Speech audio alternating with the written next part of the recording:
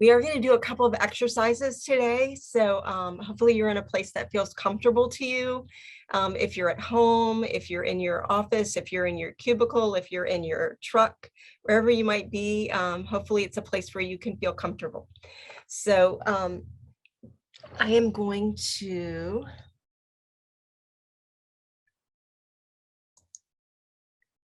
do one thing.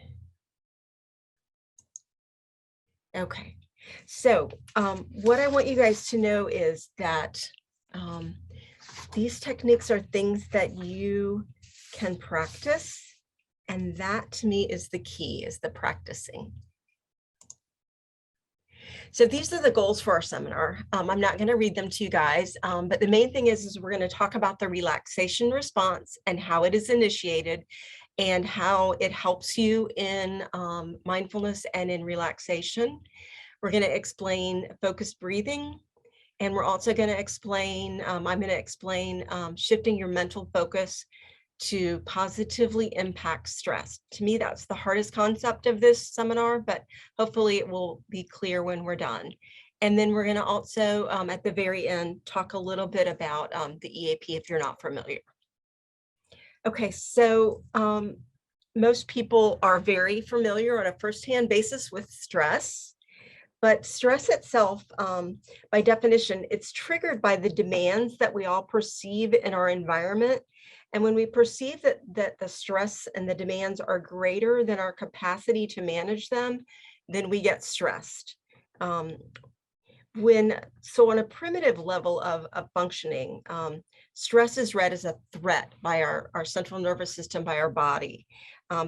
So that's the fight or flight response. Most people are familiar with that, but it's the brain's emotional alarm center. And what it does is it cues a flood of stress hormones that then trigger the physical changes that we all feel, and that in the past helped us survive in our world when it was a less sophisticated world.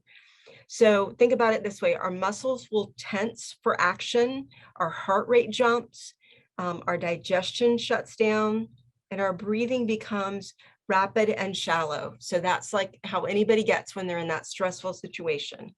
So Harvard Health published a study about this in 2016, but in your reference section at the very end, you'll see lots of studies that have been published regarding this.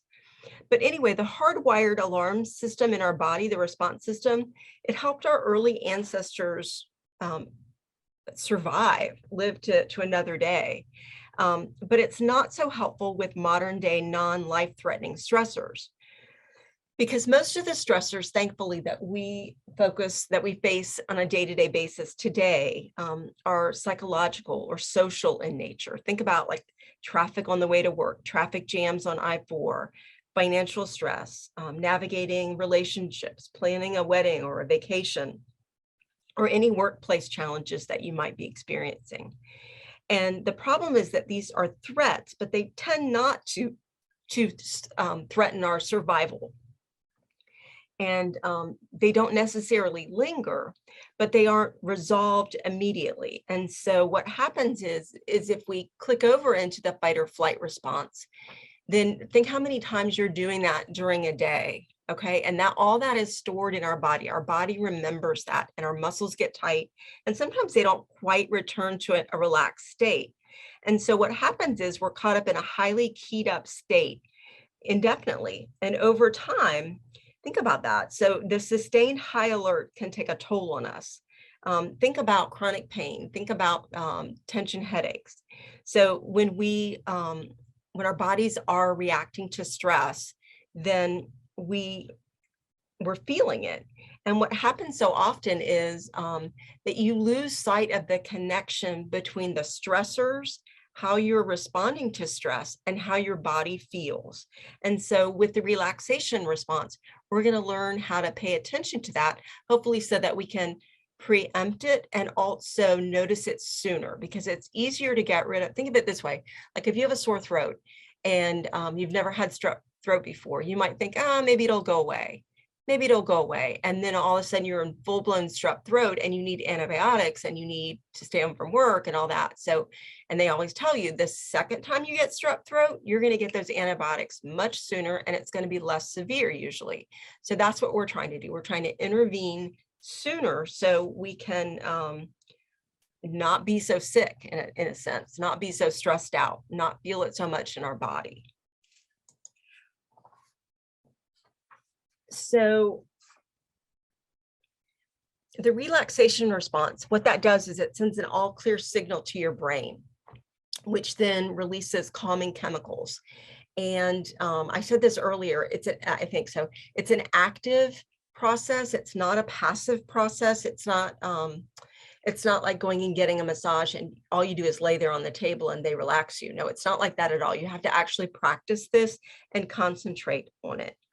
So let's talk about that. So how do you elicit the relaxation response? Okay, so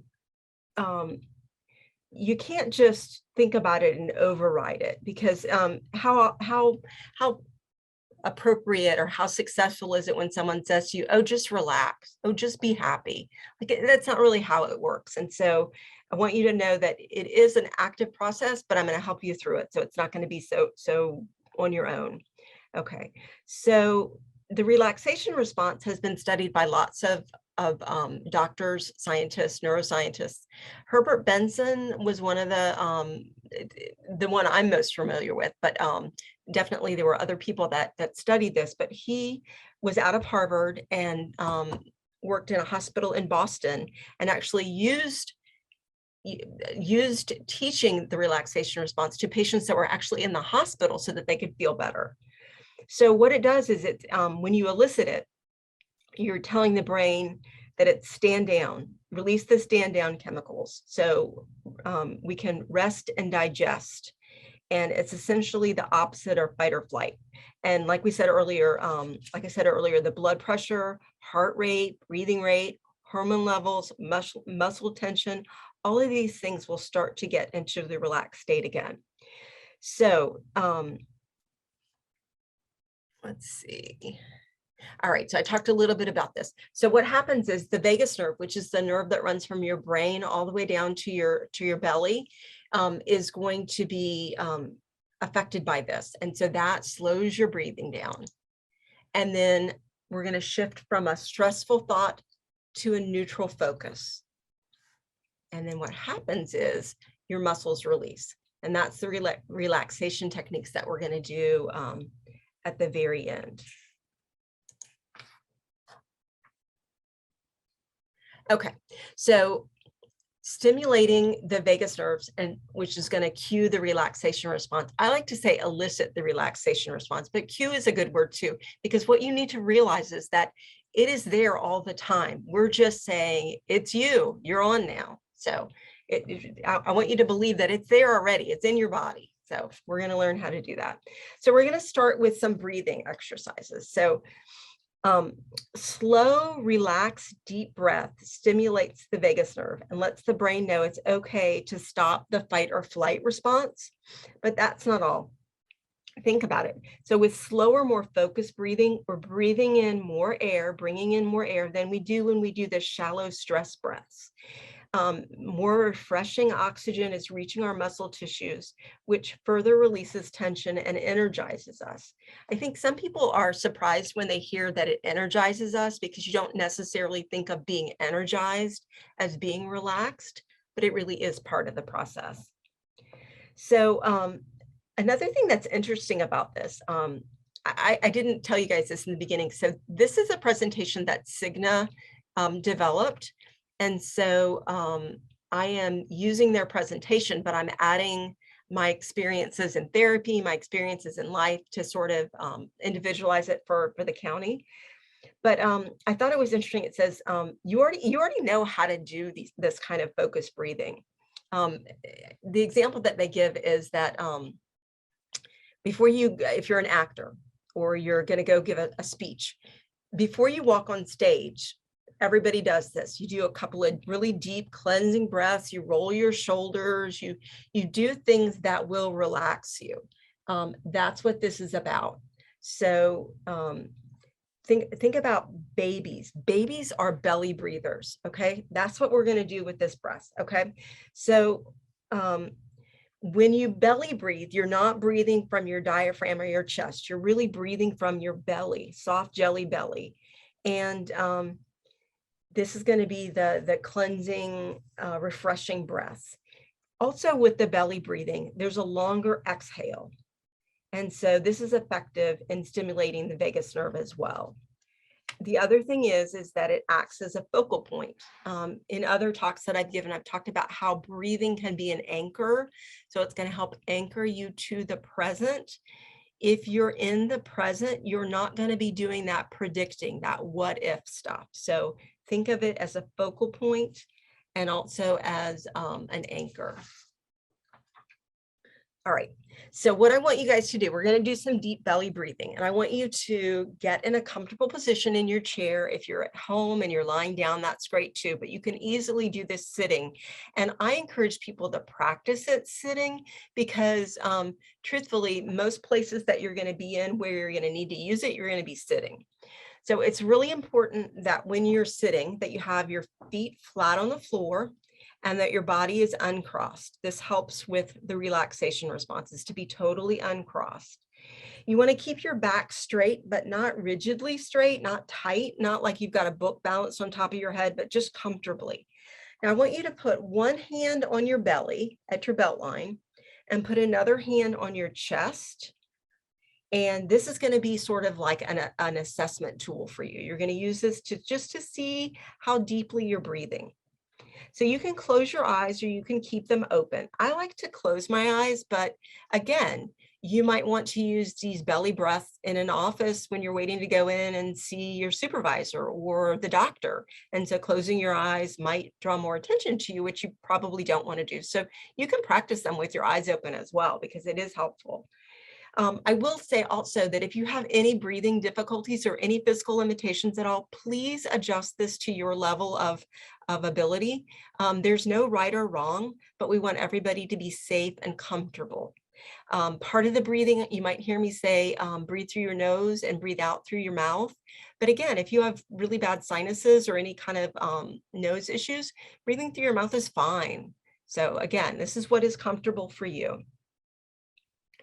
So what I want you to do first, this is just so that you get a feel for it. I want you to take in a slow, deep breath in through your nose, and I want you to let your belly push your hand out as the muscles expand. I'm going to do it with you. Okay, so my belly expanded when I did that. And so then I also am feeling that my chest wasn't moving much. It was more my belly. That's because I've practiced this a lot. But again, this is just to give you some feedback, to create a feedback loop. It's not how you're going to do the belly breathing when you're in a public place, just while you're learning how to do it.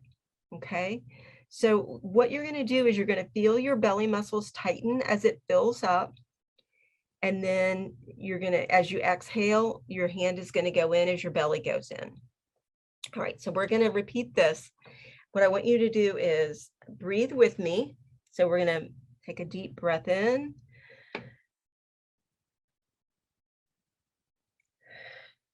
And release. And I want you to hold the release at the end for a little while before you take another breath in. The release is important. Okay, we're going to breathe in again.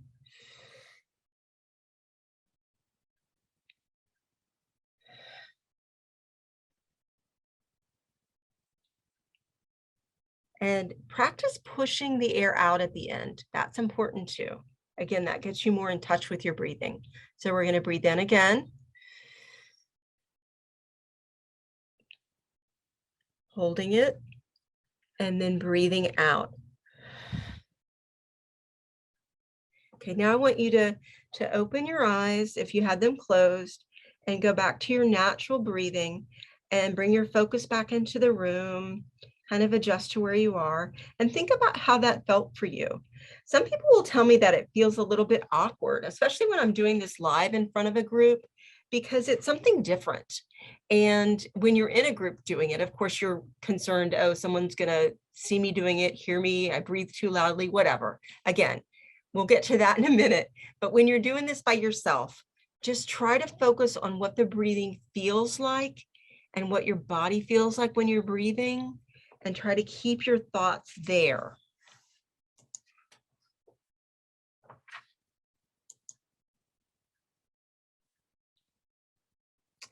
Okay, so breathing techniques like the one that we just did have been shown to be helpful in both short-term, like intense, stressful situations like traffic, or thinking that you overdrew your bank account or something like that, but also high tension situations that go on for a longer period of time. Those are the ones that generally have a way of changing your state. And so that's why it's important to practice this and use it. They're always available to you. Like I said, you can breathe in an office before you go into something, and no one really knows what you're doing. Again, you want to practice it at home so you feel more comfortable with it, but hopefully it will get easier and you will feel, more at ease doing this. All right, so I like to tell people to practice this when they're relaxed, practice it at home, and use it when they're stressed. But there's actually some value in using it even when you're not stressed, because like I said earlier, you're trying to pay attention to your body. You're trying to notice when your body is starting to hold on to stress, tight muscles, headache, tightness at the back of your neck, trying to notice that sooner. You might not even be able to identify that you feel stressed right then, but do the breathing techniques then in an attempt to try to preempt, say, a tension headache later in the day, something like that. So you can do it before situations that bring you anxiety as well. Like I was saying earlier, like before you go into a meeting, before you start a Zoom call, something like that. I find it very helpful, and it just is like, I am worth it. I am worth being proactive and trying to relax my body rather than waiting for things to break. So some people find it helpful to practice at specific times of the day. Anytime you're trying to start a habit, that routine is important for marking it in your brain. So a lot of people will do their breathing exercises either in the shower or in bed before they get out of bed, maybe at the breakfast table if you have an ability to sit down and eat breakfast at the table, or if you're working from home or working in a private office, do them before you turn the computer on. Just get in the habit of, it's almost like wiping the slate clean. We're starting from scratch. And then again, I like for people to practice it at other times of the day, like maybe right before you go to bed, as part of your nighttime wind down routine. And so you have a handout called Breathe, and that has a few other breathing techniques that I think that will be helpful for you guys to practice. Okay, changing the mental focus. Like I said, this one for me is the hardest to master. So if anybody has any trouble with it, please don't feel like it's just you. So this is the second technique, changing the mental focus. So as I've talked about earlier, the impact of stress isn't just felt physically in our bodies. Our thoughts can also be tense or stressed. If you're facing a tough deadline at work or a project that has some problems, the alarm center in your brain might be going off. You're not in a dangerous situation. Nobody is coming after you with a club, or a wild animal isn't coming after you. But you're still starting to feel that fight or flight response. Okay, so you want to try to tone in, zone in on it, notice it. And then what we're going to try to do is stay present, in the very present. Because so if I say I have a project that I might not get finished, okay, that is a neutral statement. Okay, I've told you that I might not get it finished, but I'm not then saying in my mind, I have a project that I might not get finished, and everyone's going to be disappointed in me, and I'm going to be so embarrassed, and I might lose my job, and then my family will be homeless. You see how I just ran away with it? Everybody's brain does that. So that's what we're trying to do, is to stay in the present. The present is, my project is due and it is not finished. That's what I want to focus on. And so we're hardwired, excuse me, to prioritize, what should I do first? What do I need to avoid? And I think so because of that, it takes some practice being able to stay neutral. So taking a mindful approach to worrisome thoughts, it doesn't mean that that we don't try to fight them, but we also don't feed them. Okay, so you've probably all heard the expression, don't let negative thoughts take up space in your head. Don't rent them space in your head. Okay, so we're not going to feed these thoughts. We're going to notice them, and we're going to take the shift back to the neutral. Okay, so with practice of doing this neutral focus and the breathing, you're going to make neural pathways in your brain that makes it easier for you to stay in the moment. Just like anything that you practice, it gets easier. So the part about without judgment, to me, that's the hardest part about the neutral, because like even if I say the sky is a beautiful shade of blue today, that kind of is a judgment statement because I'm saying it's beautiful. But to me, that's kind of neutral. You know, it is a pleasing shade of blue. You know, it is more neutral than it is judgmental. So like I said, practicing these things when you're not stressed makes it a lot easier so that you can use them when you are stressed. All right, guys, we are going to do another technique. Okay, so this one is going to be more where I'm going to be talking to you, but again, I want you to sit in a comfortable position, feet flat on the floor if you're sitting, and your body completely uncrossed. You can close your eyes if you would like. I would ask you guys if we were in person, I would ask you all to tell me this. If you've ever been hypnotized or you've ever practiced self-hypnosis. So if you have, you're going to be familiar with what I'm talking about. But one of the ways that we can get our brain sort of into that neutral zone is to stare at something. And I like to stare at something with a pattern. So like the lamp on my desk has a burlap canvasy lampshade. And so it has a subtle pattern to it of little squares. And I can focus in on that. And what happens is I kind of just get in the zone. You see kids doing it when they're watching TV. They get in that zone and stuff can be going on all around them and they don't even notice it. They're just focused in on that TV or that screen. So that is sort of like where it's just taking all my focus. So that's why I say for this one, you don't have to close your eyes, but it takes practice for you to figure out what works best for you. So we're going to take natural, easy breaths in this exercise. We're not going to do necessarily the deep breathing. It's just some natural, easy breaths, because I want you to notice the sensations of your breathing. And noticing the sensations of your breathing, like we said earlier with the anchor, it's a way to focus your attention on what is happening right now, the present. So I don't want you to try to control your breath. I want you just to experience the temperature of the air as it moves through your nostrils. It fills your lungs, it travels down to your diaphragm. And I just want you to notice, then usually it's warmer as it comes back out through your mouth. So your breathing is the anchor point and your focus. And you're going to take a deep breath in and a long, slow breath out. Okay. And again, I tend to deep breathe when I'm explaining it.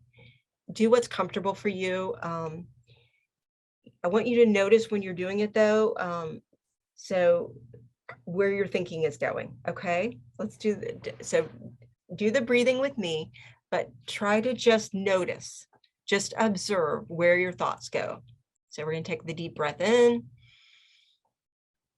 and hold it and breathe it out and wait. And breath in and hold it. Breath out. This time we're going to do it together, but I'm not going to talk, so I want you to focus on your breathing.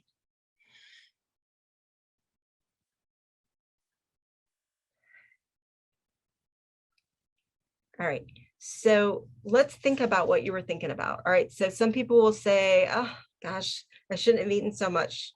My belly feels really tight. My belt is tight. The room is, oh, there's so much I need to do in the room. Okay, I don't want you to worry about that. I don't want you to worry that your thoughts are going there. It's what I don't want you to worry about, because that's natural. And just breathing, that you're realizing that while you're breathing, that your thoughts are shifting away from your breathing, that's okay. So when you're doing this on your own and in your practice time, so you're doing your breathing and all of a sudden you're thinking, oh my goodness, I forgot to let the cat out, okay, of the room where I put the cat when I had a worker in the house. It's okay. The cat's all right. Let's go back to the breathing. So again, you talk to yourself like you would talk to a small child or an animal or your best friend of just, it's okay. It's okay. We're going to go back to the present now. So there's no chastising. Again, focusing on the breaths coming in and the breaths going out. You might also find that you're getting a little bit impatient, like, I've got a lot to do, but can we get through this faster? And that's okay too. So notice, where do you feel the impatience in your body? Where does it feel tight? Does it affect your breathing when you do that? And so let's do it again. I'm not gonna narrate it because I want you to focus on your thoughts. We're gonna do 3 sort of deep breaths in and out, and I just want you to focus on the breathing.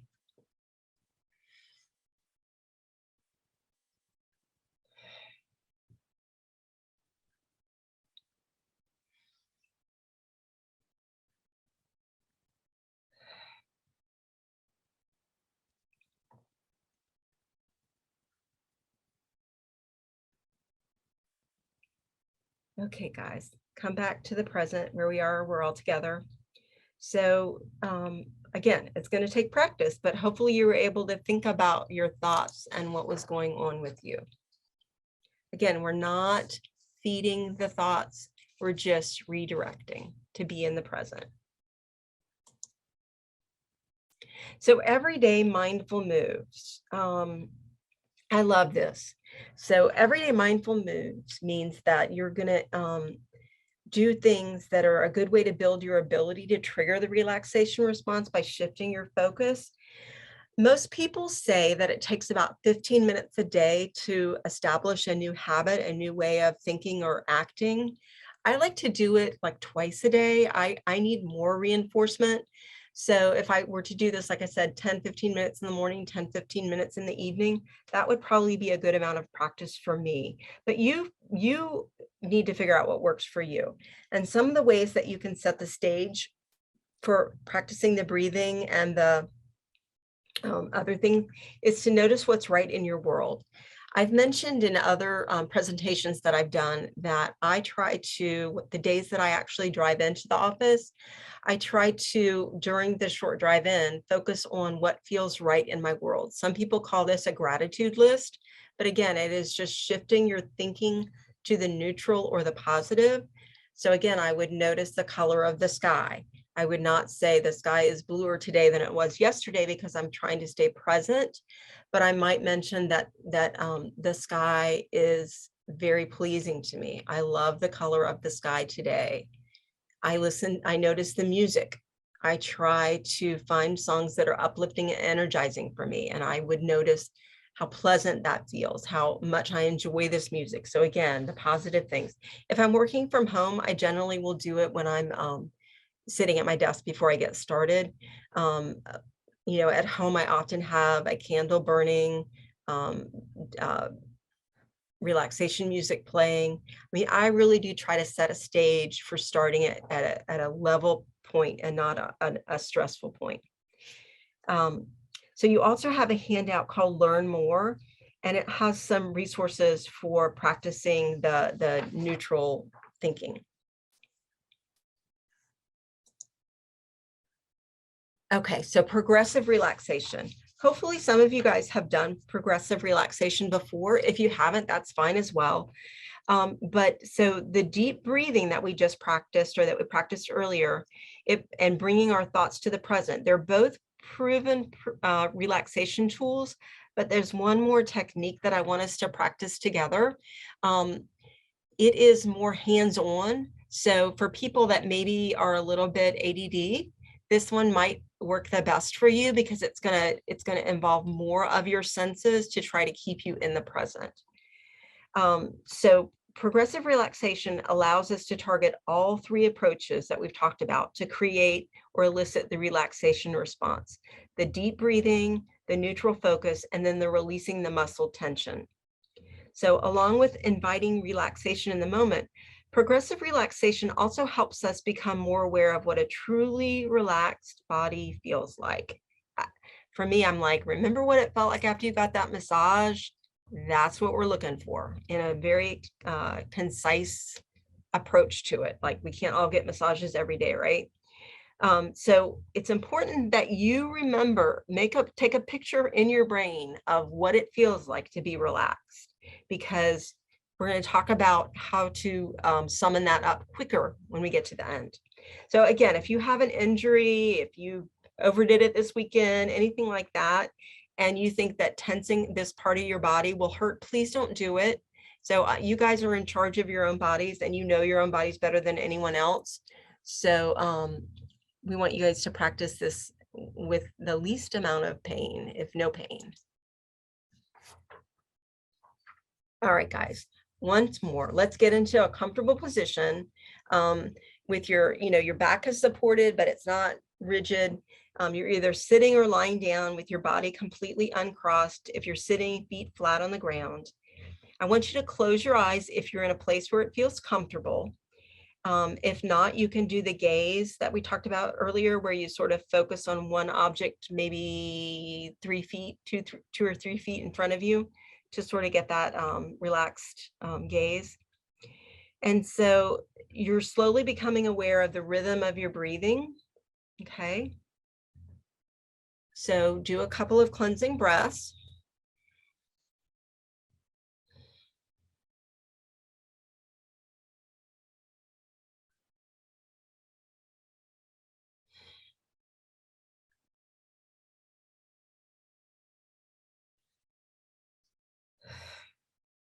Blow it out.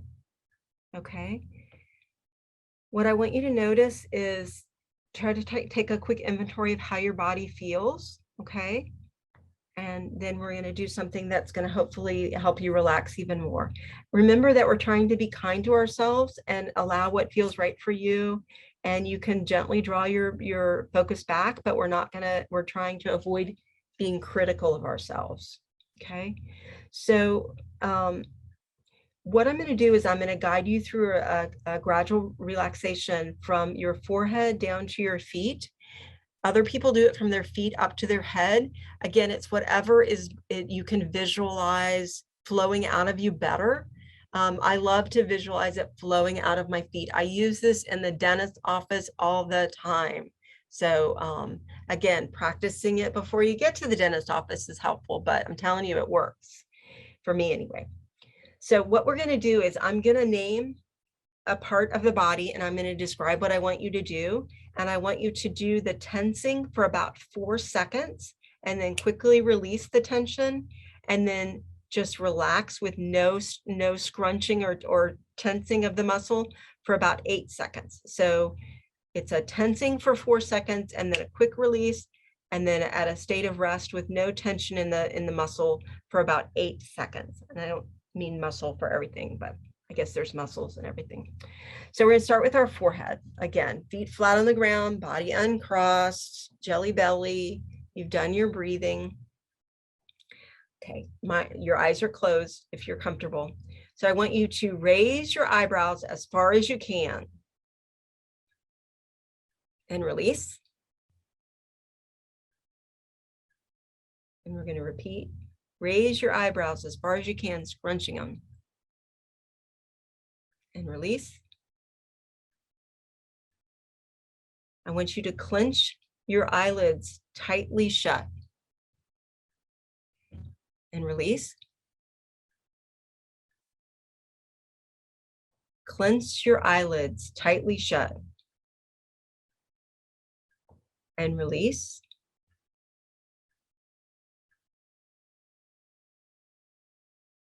Focusing on your jaw, I want you to purse your lips and tighten your jaw. And release.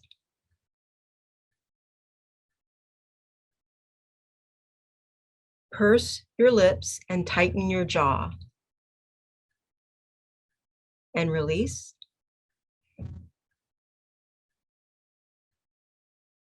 Focusing on your neck and shoulders. Pull and hold your shoulders up as if your shoulders were touching your ears.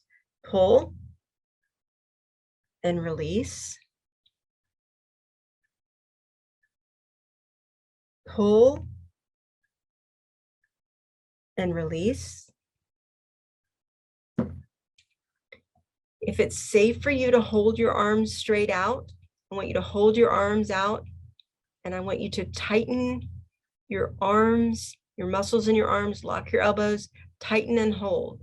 So this is for the arms. Tighten and release. Tighten and release. Now we're focusing on your hands. You can release your arms down to your side again. I want you to make a fist. Clench your fist tight and release. Clench your fist tight and release. Now we're focusing on your chest and back. And we're going to tighten our chest and back by taking in a deep breath. We're going to hold it for 4 and then release it for 8. So big breath, tightening your chest and back. And release. Breath in, tightening chest and back in. And release.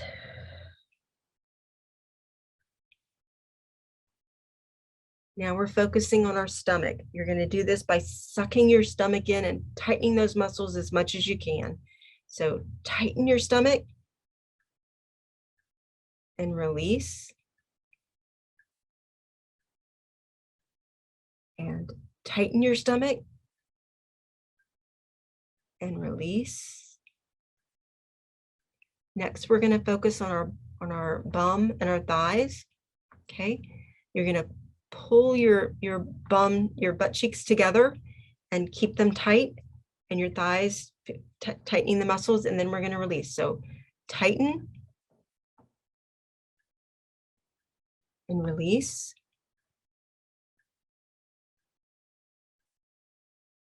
And tighten and release.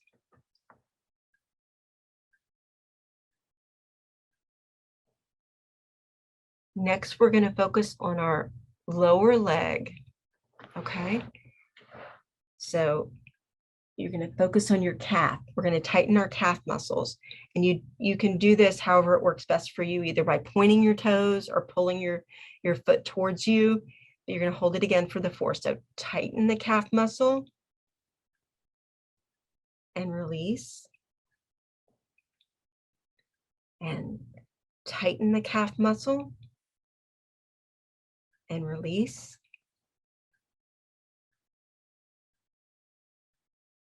And our last one is we're going to focus on our toes, on our feet. You're going to do this by curling your toes downward, so pointing your toes, excuse me. And you're just, again, you're going to feel it in your legs, but I want you to put your focus on your toes. So curl downwards and release. And curl downward and release. I like to end this by kind of just shaking my body gently, like almost like how Michael Phelps does when he gets ready to get in the pool, just shaking everything that you have become aware of and releasing it. So we don't need it, we're releasing it. I try to focus on positive language, not negative words. So I'm just releasing what I don't need. Okay. So how did that feel for you guys? Did anybody notice a difference after you've done the tensing and the releasing all through your body? So again, not judging, just noticing, just paying attention to the feeling in the present. Okay. You might also want to circle your shoulders backwards and forwards, roll your head, things, like I said earlier, that just kind of bring you back to the present. Okay, so I spoke earlier about a touchstone or something that's going to create a shortcut. So a touchstone for me is similar to how when you were a kid and maybe you had a baby blanket or you had a stuffed animal, that when you had that, you felt peaceful and calm. So we've just done a full body relaxation exercise. After you do it and you're practicing it at home, if there's a piece of jewelry that you always have on, I would touch that. For me, it would be my wedding ring, and I would touch that and I would say to myself, I am feeling relaxed. And when I touch my ring, I remember this feeling. Okay, again, I'm saying this in my head. I can say it out loud at home, but if I'm practicing it and then I'm using it, say like in a doctor's office, I might play with my wedding ring and nobody knows what I'm doing, but I just did some breathing exercises and now I'm touching my ring and I'm remembering that photograph I took in my mind of what relaxation feels like. So again, practicing this technique regularly will help your ability to bring it up. I like to tell the story of, let me see.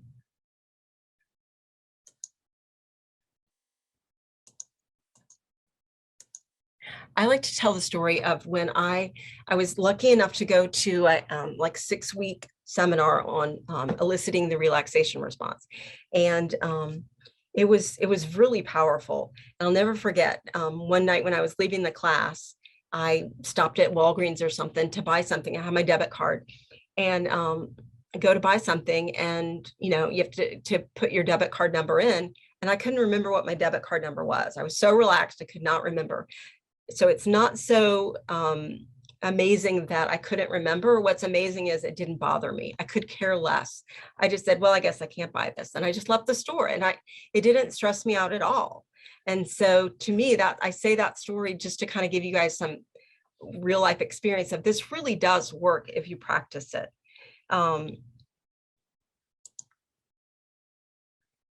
right, there's stuff about that. Practicing regularly. When you use it in your everyday life, you're going to learn what stresses you out. You're going to pay attention to that. Like I said, you're going to be preemptive, like you're going to notice that it's getting tense in your shoulders maybe before the stress headache starts, and you do the relaxation and the breathing, and then hopefully avoid the stress headache. You guys also have a progressive relaxation handout. And so again, more reading. So finding the methods that work best for you. I am a knitter. The man on the screen is knitting. I knit rectangles and squares. I do not follow a pattern. I don't count stitches. I can do it without even having the knitting in my hand because I know what it feels like. That elicits a relaxation response for me as well. Interestingly enough, when other people see me knit, they tend to get relaxed as well. But anyway, rhythmic exercise, visualization, Tai Chi, yoga, prayer beads, rosary beads, anything that's kind of rhythmic and mindless and repetitive will help you elicit that relaxation response. So those are the kind of things that I think can help put you in the zone. And I'm going to look at the chat now.